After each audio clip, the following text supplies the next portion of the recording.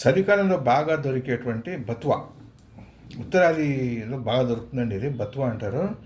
ఈ ఆకుకూరతోటి మనం పచ్చడి చేసుకుందాం. ఆకుని కట్ చేసుకున్నాము.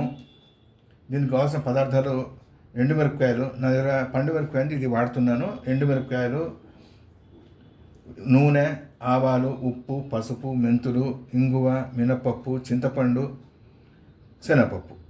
ఇవి కావాల్సిన పదార్థాలు. మనము ప్రాసెస్ అది స్టార్ట్ చేద్దాము.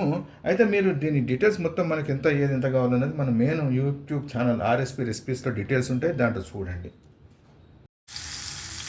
చక్కగా నూనె కాగానే ఏం చేసాము, ఆవాలు, పసుపు, మెంతులు, శనగపప్పు, మినపప్పు, ఎండుమిరపకాయ, మన పండు మిరపకాయ ఒకటే ఉందని ఒకటే వేసాను. 2 ఎండుమిరపకాయలు కూడా వేసుకున్నాను. వేగింది.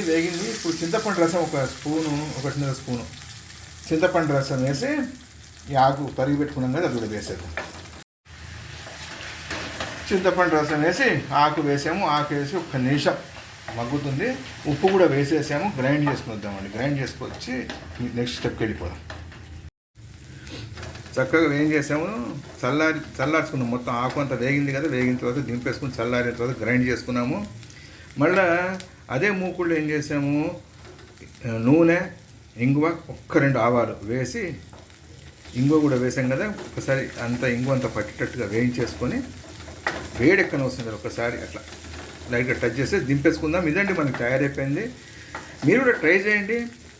తిని రుచి చూసిన తర్వాత రుచి ఎలా వచ్చిందో కామెంట్ చేయండి. మరో మంచి మాటతో మడగలుగుదాం. థ్యాంక్స్.